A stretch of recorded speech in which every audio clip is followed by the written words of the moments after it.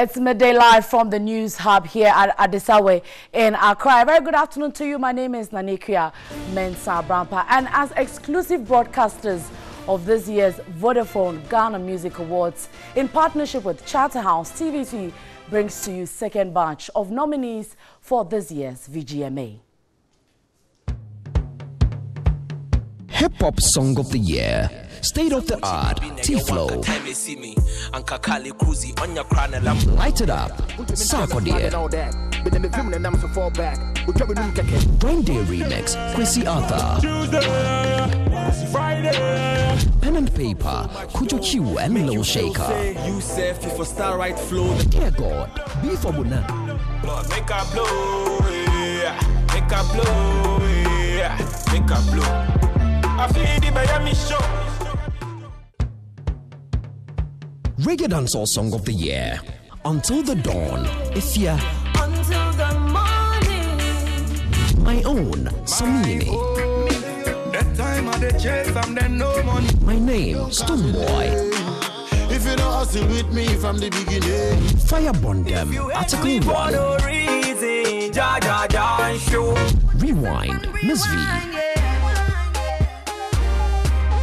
Them Confused, Shatawale.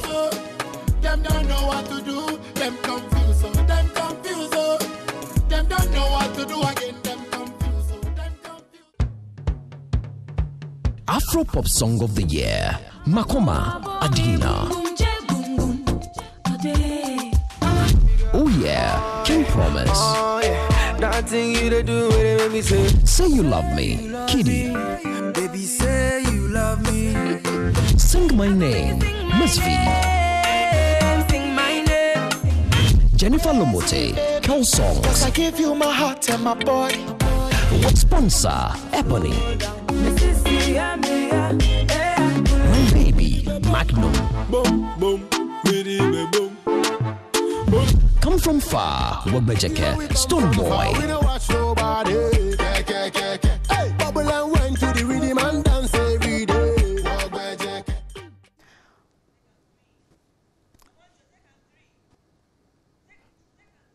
Right, so you would want to stay here on TV3 because you are getting all the live updates regarding this year's VGMA on Twitter and on Facebook. You can hashtag VGMA 2018. So stay with us for more on it. But let's quickly go for our headlines for the afternoon.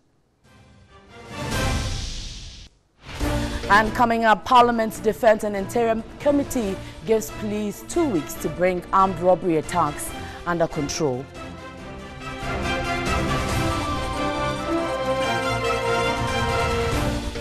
Also, pressure mounts on police to arrest and prosecute dancehall artist Shatta Wale after he verbally assaulted a police officer over a traffic offense. Also coming up, 20,000 out of 65,000 teachers to receive their salary arrears at the end of the month.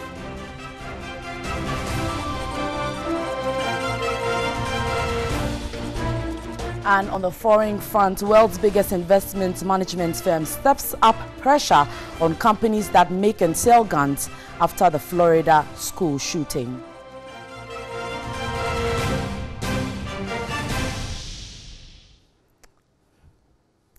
Right, so you want to stay with us for the detail. Again, on Facebook, it's TV3 Ghana, same for Twitter, TV3 Ghana. For the detail now, and dancehall artist Shatta Wale, born Charles Niama Mensah Jr., has been captured in a video exchanging words with a policeman at East Legon here in Accra. And in the video, the police officer is seen ordering the artist and his friends to get back into their cars and follow him to the police station. Let's watch this.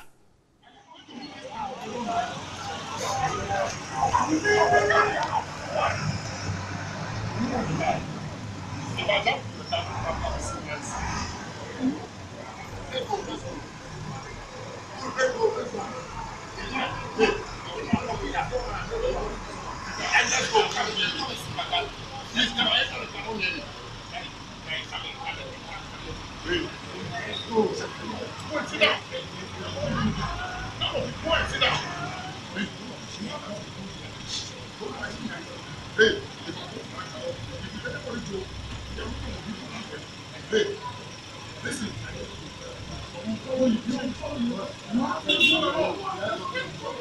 Please, hold the door for me.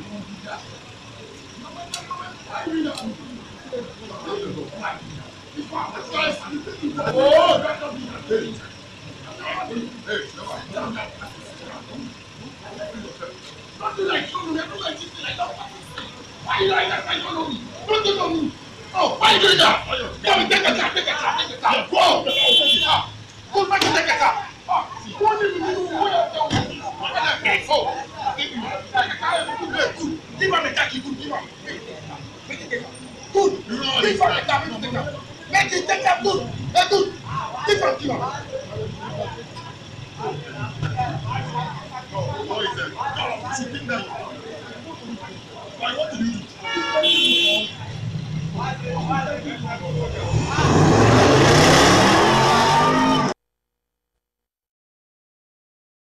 All right, so in that video, you saw dancehall artist Shatta Wale exchanging words with a policeman at East Legon in Accra. We understand the police is set to release a statement on the matter, and as and when it comes in, we'll be giving you more updates on this particular one. But away from that, Parliament's Defence and Interior Committee has given security agencies 2 weeks to bring the spate of robberies under control. This was after the committee met the security couples following series of armed attacks in Accra and parts of the country. Vice Chairperson of the Defence and Interior Committee, Collins Owusu Amankwa, spoke earlier on New Day, Saturday edition. As you know, we are mandated as a committee to look into issues that relate to national defense and security. We had a very fruitful discussions. So many security matters were discussed when we were in session. But we as a committee have given them 2 weeks ultimatum to, as it were, submit their report. And we are also monitoring the system closely to see if the trend would continue. But I must say that security as a discipline must be viewed in such a way that it wears no colors. And therefore, we as people must know how we handle such matters, especially when we are confronted with what we witness now. I must say that when we met, police were blunt that they face certain logistical constraints, including increment in manpower. You and I know that the government on this part is doing, what is expected of them, because the president has come out boldly that these are some of the challenges we face as a country as far as security is concerned, and therefore he has made some pledges of voting a colossal amount of 800 million Ghana cedi, which is an equivalent of 176 million US dollars to retool police service. And I think it's in line with Article 200 Clause 3 of our Constitution that we need to equip police as an institution. Not only that, the president went ahead that we need to deploy over 1,000 vehicles. Mind you, the current statistics depicts that Ghana Police Service has only 400 vehicles. I'm of the considered view that we need to review some portion of our existing laws. And in a related development, the Ghana Bar Association is the latest to add its voice to the many concerns raised about the recent spate of robberies in the country. The country has, in the past few weeks, recorded high numbers of armed robbery cases, especially within the national capital city, Accra, a situation which necessitated a reshuffle within the police command. The association, in a release Friday, March 2, called on the Inspector General of Police, the IGP, David Asante, to ensure a thorough investigation of all the incidents of robbery and the perpetrators duly brought to justice. The association also called on government to properly resource the Ghana Police Service to be able to carry out its duties effectively and efficiently. The GBA further called on the Interior Minister and the Inspector General of Police to, as a matter of urgency, put in place measures that will ensure the safety and security of all citizens in the country.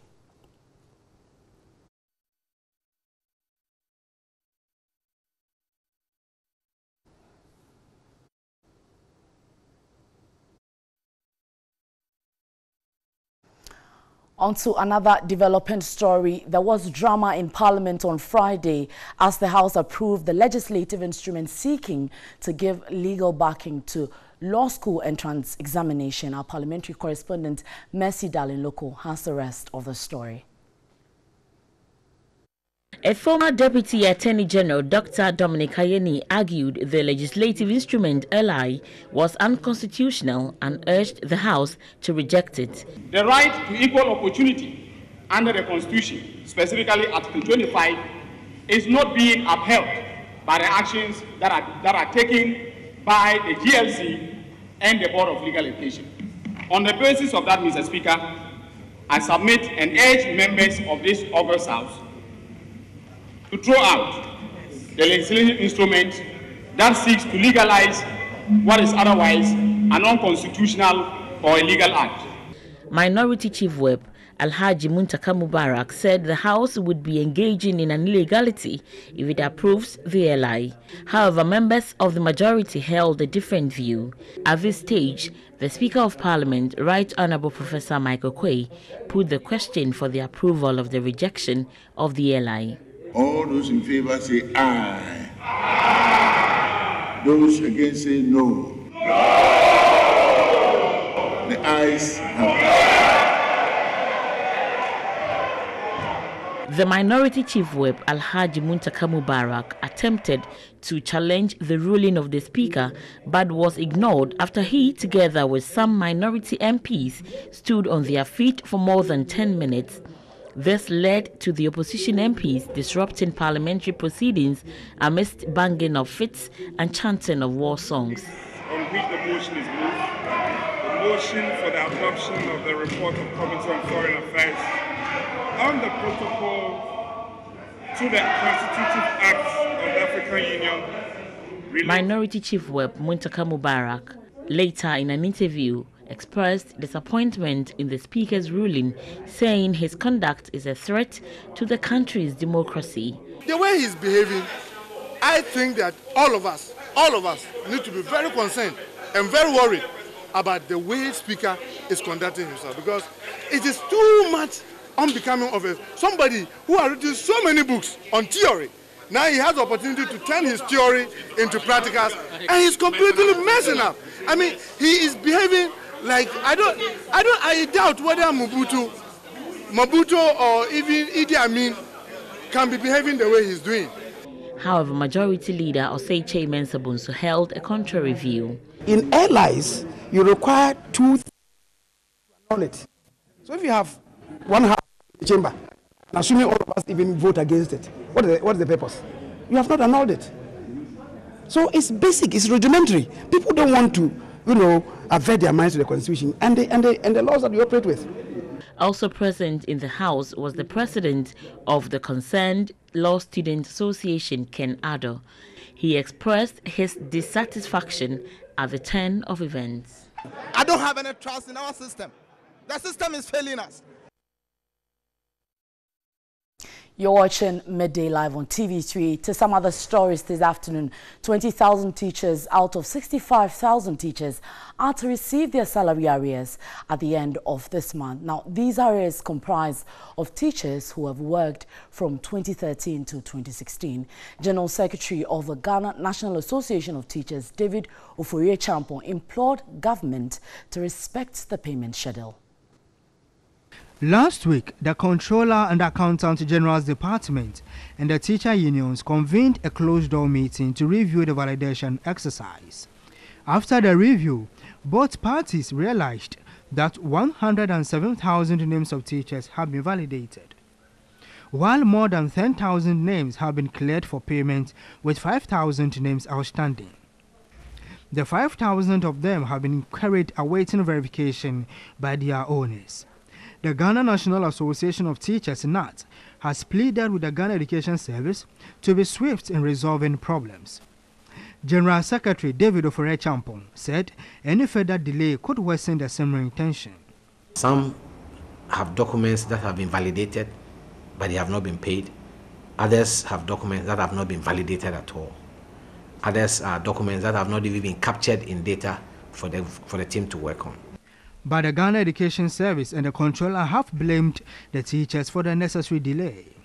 However, NAT says that its investigations indicate those employed by GES in the districts to validate the teachers failed to do so. Having a clean payroll for especially Ghana Education Service staff.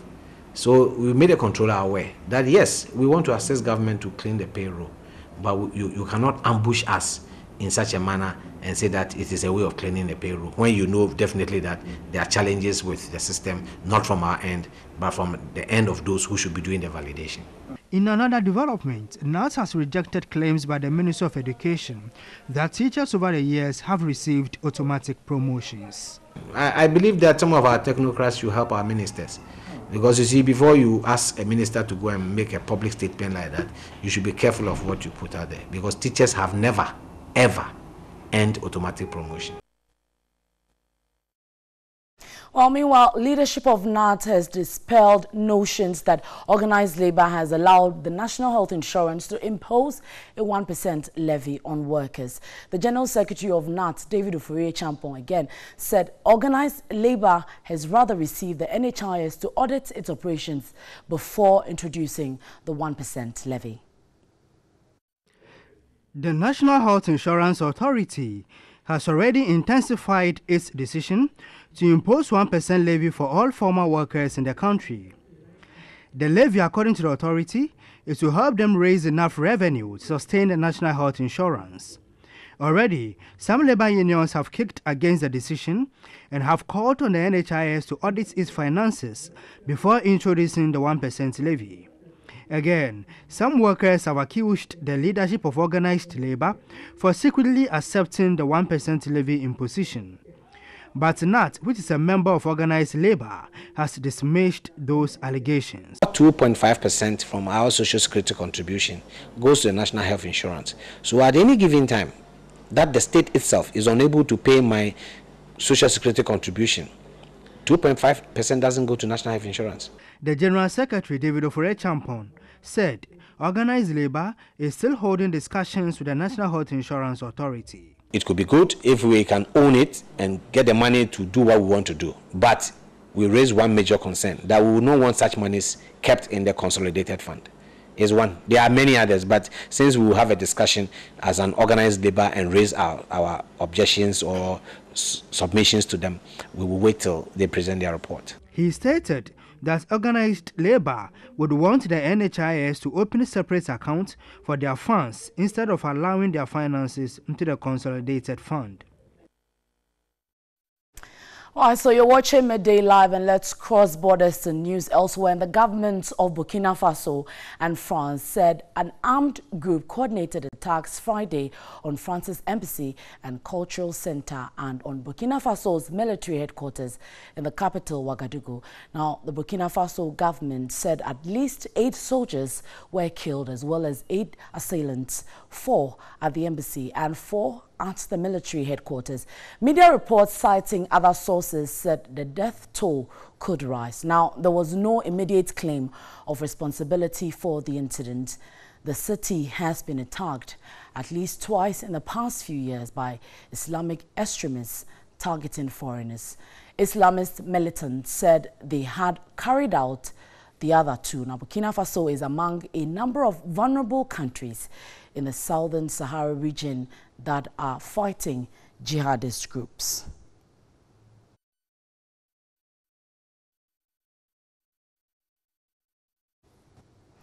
Right, and joining us on phone to look into the matter is Emmanuel Coutin, who is Executive Director at the African Center for Security and Counterterrorism. Good afternoon to you. We are grateful for your time. Good afternoon, and thank you for having me. Right. Now, were you surprised by Friday's attack in Ouagadougou, first of all? Well, not at all, because if you look at events prior to the attack, and there were even intelligence warning of such attacks, you realize that only last week the perpetrators of the coup in Burkina Faso 2 years ago were under trial. But the trial took the form of a military court. So the defense lawyers walked out in protest. So there were signs that there could be this sort of attack, given that terrorists are mostly inclined to countries that there are no any functioning democracy.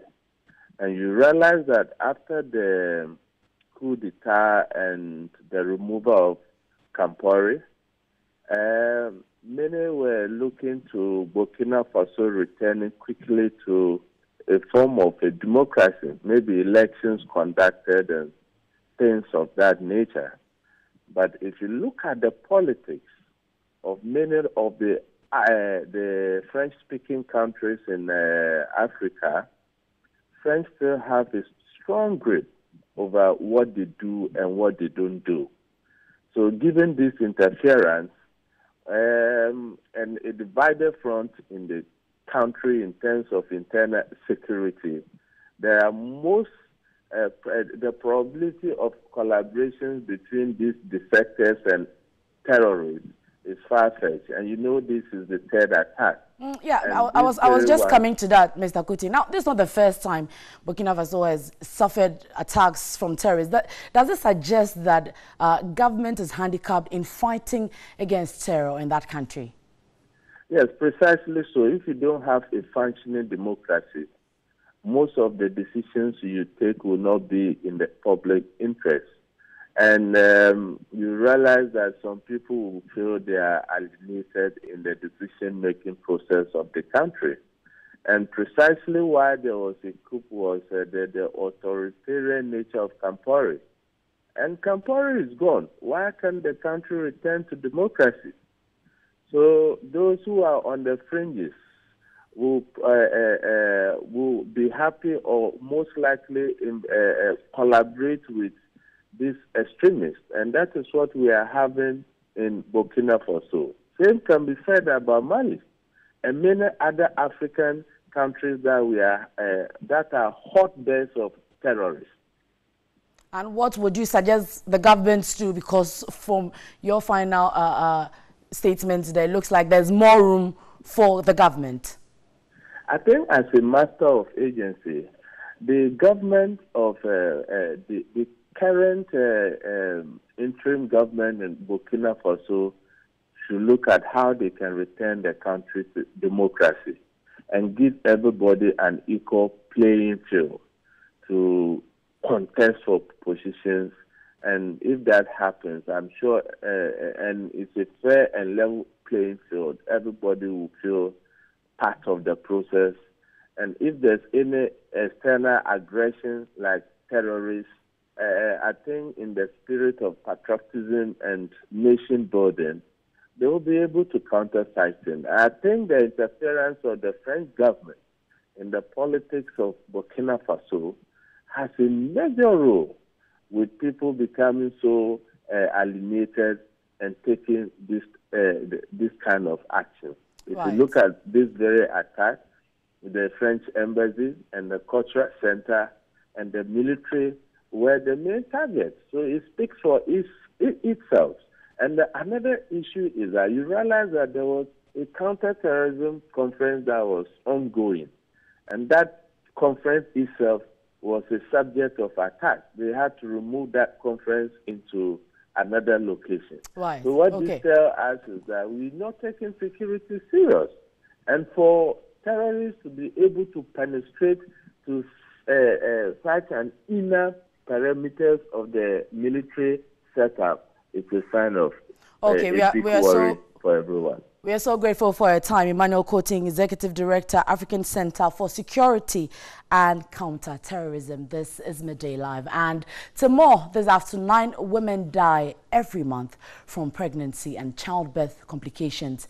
In the Eastern region, 106 maternal deaths were also recorded in the region last year, compared to 104 in 2016. The Eastern Regional Health Director, Dr. Charity Sapon, who disclosed this at the Regional Health Review Conference in Koforidua, described the situation as worrying.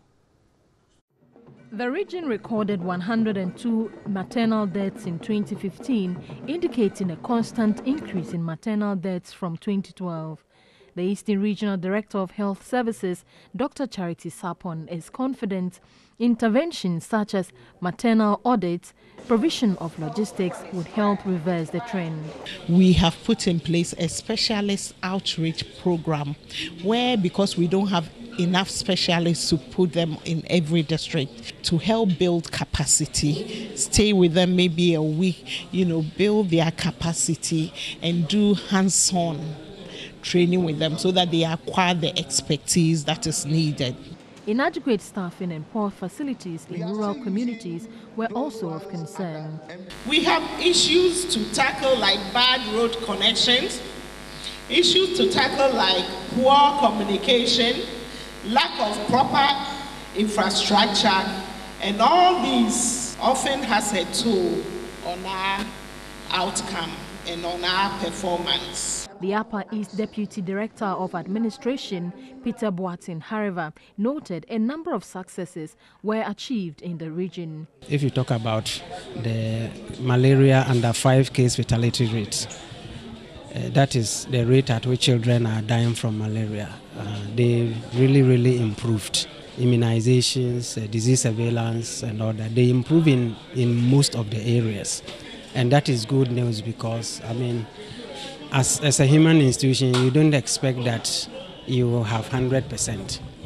But if you are perform around 70-80%, then it's a good performance. Other stakeholders pledged support for regional health service to promote quality health delivery.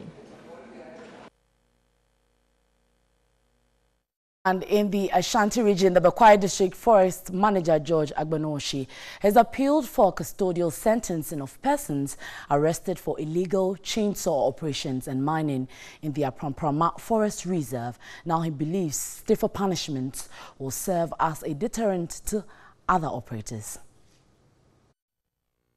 A total of 16 persons were arrested for illegal farming, chainsaw operations and illegal mining within the Pamprama Forest Reserve under the Bekwai Forest Services Division in 2017. Out of the arrests, 9 were incarcerated, with the rest fined between 500 and 1,000 cedis. Speaking in an interview with TV3 News, the Bekwai District Forest Manager George Agbenowoshi called for stiffer punishment in accordance with the Timber Resources Management Act 547. He expressed worry the current fines and sentences given to the culprits were not deterrent enough to prevent other persons from engaging in the criminality. My bit of worry is about the judiciary, but I think they have also done well. But I think that most of the cases that are sent to the court, I believe they could have custodial sentences, but not small fines. The fines are not doing well. Most often, they are able to pay and they go back to do the same work. George Agbenowoshi disclosed that some illegal chainsaw operators have devised means of transporting lumber from the forest reserve. There are communities surrounding the forest reserve, so we go to them to educate them about the importance of the forest. So we have asked them to give us information as to those people who enter into our forest reserve to fell trees illegally. We've also stepped up our patrols activities, whereby we move deep into the forest reserves, both night and day. And statistics from the World Health Organization indicate that over 13,400 people die every year due to household air pollution. Now, records from the Forestry Commission also shows that in the last 40 years, 70% of the country's forest cover has reduced drastically due to fuel harvesting. The country's forest reserve now stands at 1.6 million hectares from 1.8 million hectares in the past 4 decades. This has largely been blamed on fuel harvesting and deforestation. Against this backdrop, Ghana Alliance for Clean Cookstoves and other partners initiated a policy to safeguard the environment. The National Program Coordinator, Raymond Kusugbo, said the time had come to revitalize effort and bring all stakeholders to take action to promote clean cookstoves construction at all levels of society. He stressed clean cookstoves play important roles in improving livelihood, reducing deforestation and indoor air pollution. We are targeting that about 2 million cookstoves to be distributed to households, and also we are targeting to support the government policy of ensuring that about 50% of households adopt LPG by the year 2030. He decried the extent to which traditional cooking with solid biomass continue to affect health and economy of the country. We believe that supporting the cause of the government to change and reverse this situation through adopting of clean cooking model as an intervention of climate change mitigation will help to ensure that we restore confidence in the environment, ensure that we adopt clean cooking technologies that will save lives, that will generate income and job employment for the youth in the country. Lovans Osutechi, director of Institute for Sustainable Energy and Environmental Solutions, believes that one way to reverse the trend is to encourage the development of clean and improved cookstoves such as electric cookstoves, biogas, among others. Educate district assemblies about the benefits of the clean cooking solutions for the rural households and then street food vendors and agro-processors, so that when they are aware of the significant impact on improving the health of women and children at the grassroots level, improving the livelihoods of people by helping them save charcoal. He therefore called on all stakeholders to drive the adoption of clean cookstoves to ensure that attention was given to all levels of society for behavioral change. And talking about behavioral change, the Minister of Sanitation and Water Resources, Kofi Adda, has charged metropolitan, municipal and district chief executives to arrest and prosecute those who flout the sanitation bylaws. He was speaking during a sanitation exercise ahead of this year's Independence Anniversary celebrations in Accra. You should not just call it Sanitation Day, where we all come out one day, like the former president used to do, clean on a Saturday of the month and go back. And maybe some will even wait, oh, next Saturday they'll bring the waste, we'll bring it out there. He said every day is Sanitation Day. So we have to continue to clean every day. For how long? How long depends on how often we generate waste. If you and I generate the waste every day, if we drink the pure water every day and dispose of it, we have to clean every day. So we're going to continue on it. We think that what we are seeing, what we know, we'll be able to undertake some emergency evacuation exercise. Clean up the gutters, evacuate all the waste, transport it out of here and make it clean. Thereafter, the chief executive and her staff, environmental engineer, the health officers, as well as the sanitation brigades, will be here on a daily basis to monitor what is going on.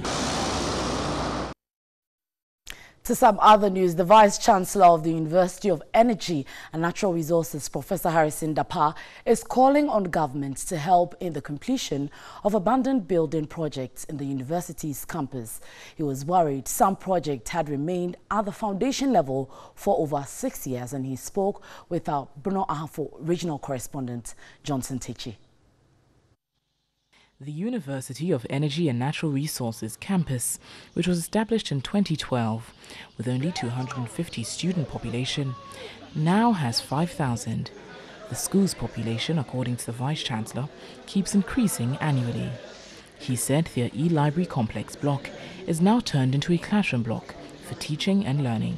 Staff accommodate offices for our staff, both lecturers and other staff. We are lacking those facilities. Then the student residential facilities that we are also lacking, which are the hostels. He says in spite of the fact that the university has the best of satellite campuses in the West African sub-region, their students are still bused to the KNUST campus for additional lectures due to lack of lecture theatres.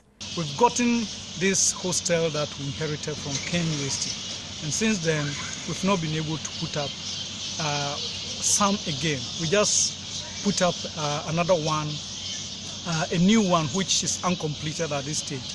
And this year we had a whole lot of problems when we admitted students and we had to send some of them to some private hostels. The Vice-Chancellor, Professor Harrison Dapar, pleaded with the government to speedily complete Get Fund projects on the campus. The Ghana National Petroleum Corporation supported the school with a sum total of 1 million cedis to construct a science block and an engineering block. The team further added 500,000 cedis to support the school infrastructure.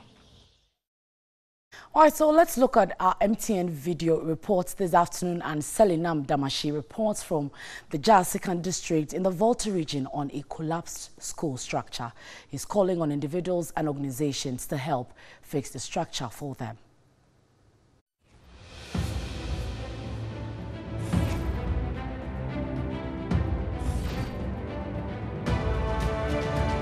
This is Kichi Kwanta DAGHS, one of the schools in the Jasikan district of the Volta region. The structure has collapsed because of the heavy downpour and the windstorm which occurred. We, the parents, are therefore pleading to the government and individuals to come to our aid and put up another structure for us so that the teachers can come back to the classroom and teach.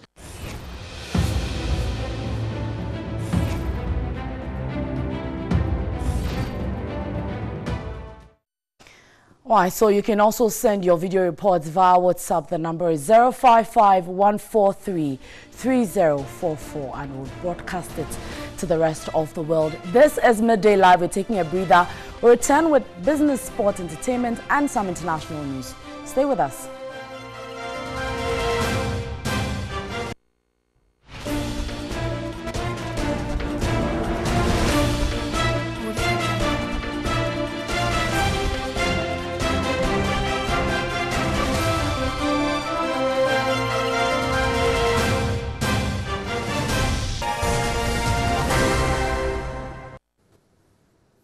Thanks for staying with us. Now, the Institute of Chartered Economists of Ghana has called for a regulatory framework for the signing of contracts in the country. Chief Executive Officer of the Institute, Gideon Emisa, is of the view that this will help reduce corruption in both the public and private sectors. We have been able to come up with our Public Procurement Act. However, we still have issues with regards to the framework governing signing public contracts in the country, and we have to give much attention to it. So you realize that a project must have gone through all the procurement processes and procedures, but then the value for money issue which comes with the contract signing, there appear to be some lapses there. So let's get a regulatory framework that will govern signing of public contracts. The control of corruption is a vital element of governance aside such indicators as rule of law, voice and accountability, regulatory quality, political stability, and the absence of violence and government effectiveness, according to World Bank Worldwide Government Indicators. A recent CDD Corruption Perception Index survey saw Ghana dropping from 43% to 40%. Chief Executive Officer of the Institute, Gideon Emisa, noted corruption signals serve as ingredients for poverty assessment. He explained the ill effect of corruption is increased inequality, loss of revenue, distortion of public spending, loss of consumer, business and investor confidence. You want to look at it and see how transparent some of these public institutions are fighting corruption. How transparent is it?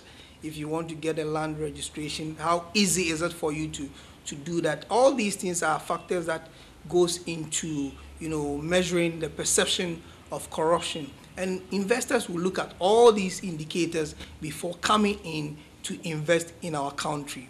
Gideon Emisa indicated that politicization of corruption is a worry. Corruption in this country, one way or the other, have been branded and given names all to score political points. And these things do not help us as a country. Almost after every election the following year, our ranking or our score on the corruption perception index drop. And this goes to confirm the fact that we tend to play politics with corruption by the incumbent administration trying to prove corruption of the previous administration, while the previous administration also wants to justify the fact that the incumbent is also corrupt. And the national coordinator of the One District, One Factory initiative, Gifty Ohini Kunedu, has indicated 3 agro-processing projects are ready to be rolled out. Now, speaking at a One District, One Factory business seminar as part of the ongoing Ghana International Trade Fair, she said the first phase of the project is estimated to create over 3,000 direct employment. The One District, One Factory business seminar was aimed at providing prospective investors with first-hand information. There was also an interactive session for participating banks where representatives took prospective investors through how they could access funding for their projects. The national coordinator of the One District, One Factory initiative, Gifty Ohini Kunedu, said 3 agro-processing projects are ready to be rolled out, following an evaluation and their subsequent approval by the banks, and ready with the funding mechanism. We have the Atebubu one at Atebubu Amantin, and then we have the Begoro one. Ekumfi has started. We have also the Pran, Guanhafo. There's also one at Adaklupetsu, and then Yeji. Some participants were not happy with the high interest rates charged by the banks. That the frustration that people are going through is that the government is trying to move away from contributing something to finance the projects. We are going to borrow at the same rate as everybody is borrowing on the market. And then you are setting up a factory in the villages, in the remote parts of this country. There are a lot of costs associated with it. And there should be a concessionary interest rate on this. That is what we are asking the government to do. The banks are frustrating us with documents here, document there, documents here, document there. But we were made to present our proposals. It was screened and shortlisted. Now the banks, they are revising everything, and we don't seem to get it. So we want the government to come out with the clear terms of implementation. The national coordinator promised the secretariat will find solution to the problem. The minister have met with the banks. They are trying to come up with a common figure that will satisfy the promoters. So we are still talking about it because you see, these financial institutions, they are in to make profit. So you have to negotiate with them and convince them that it will be beneficial to them because we don't want anybody to lose. And 2 water bottling companies, Aquafil and Multipack, have shut down due to the enforcement of the excise tax stamp. Speaking to the business desk, the Executive Secretary of the Food and Beverage Association of Ghana, Samuel Akre, said these 2 companies have shut due to conflicting reports from government with regards to the grace period for the affixing of the tax stamp. And he called the Ghana Revenue Authority to come clear on its position on the matter to restore confidence of stakeholders on the sector. The fear that someone may even go and take up your products, remove the stamps, and go and make an allegation that you have not affixed the stamps and therefore you are selling it in certain remote areas. They see that as a high threat, and therefore they wouldn't want to encounter anything that will eventually catch them in the web through no fault of theirs. So they are shutting down until they get the assurances that these things will be addressed. Then they know, because virtually there has not been education at all. The other company, he has shut down temporarily, also waiting for the engagement with government as to how they should go about with their stocks that they have produced. Because now we're having 2 conflicting reports. The other one saying that they have 3 days to comply. The other is also saying 3 months. I've tried to reach the officials of GRA. I've not been able to speak to any of them. All right, and that will do for the business segment.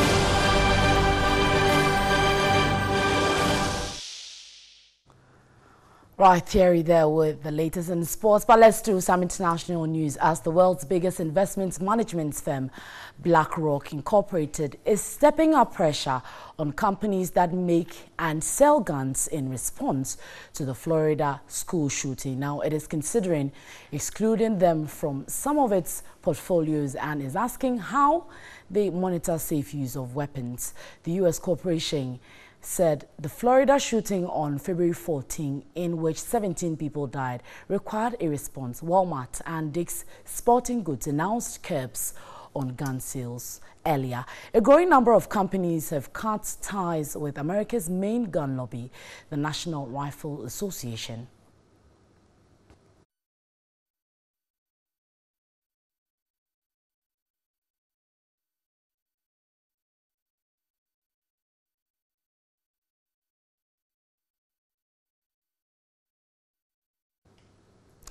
And to some more international news, the United Nations says a Congo-based Ugandan rebel group is to blame for 3 attacks on United Nations peacekeepers, including one in December that killed 13 Tanzanian troops. Now, the December 8 attack, which also killed 5 Congolese soldiers and wounded another 53 peacekeepers on a UN base in the Democratic Republic of Congo's troubled eastern borderlands, came amid a rising wave of violence in the mineral-rich area. A special UN inquiry also looked at 2 other attacks on Tanzanian peacekeepers on September 16 and October 7, 2017.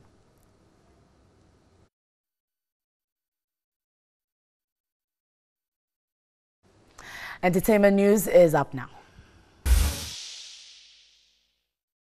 Right, so the nomination list for the 19th Vodafone Ghana Music Awards has been released on Saturday, March 3. But which artist would music lovers like to see make it to the topmost honors, the Artist of the Year category? Well, here are some predictions. The warrior fights, the battle the scavenge is late. Last year, Ebony killed it for me with her songs and the kind of crowd she put. I think she will be my Artist of the Year. But yes, still, I'll be expecting Charterhouse to surprise her with someone like Shatta Wale on the bill. For Artist of the Year, I'm looking at Ebony, even though she's no more. It should be an honor to, see her in the list. And Sarkodie, because he's been consistent. I'd look at Ebony. Why? Because she just had everything and we don't have a choice, we just have to accept it. So I just wish we'll carry everything and give it to her because the girl had a lot.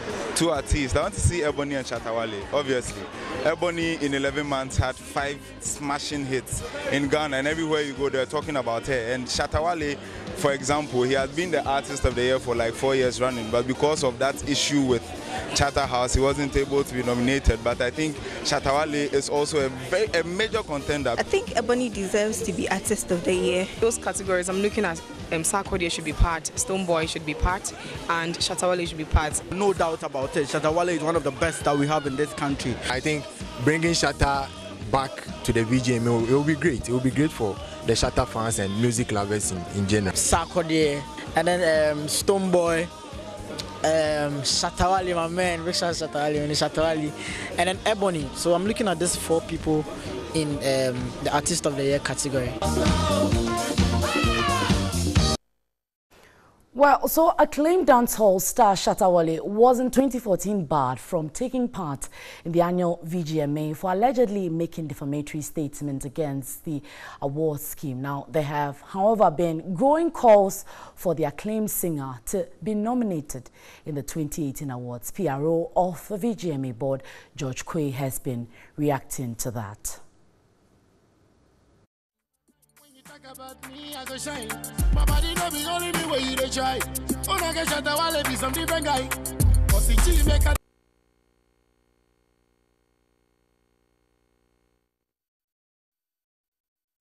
Right, so I'm sure his name appeared there and you would want to follow TV3 for all the updates when it comes to VGMA 2018. Remember, the hashtag is VGMA 2018 and another hashtag is We Celebrate GH on Facebook and Twitter. There's more news on 3news.com. My name is Nanikria Mensah Brampa. Have a good afternoon and a good weekend.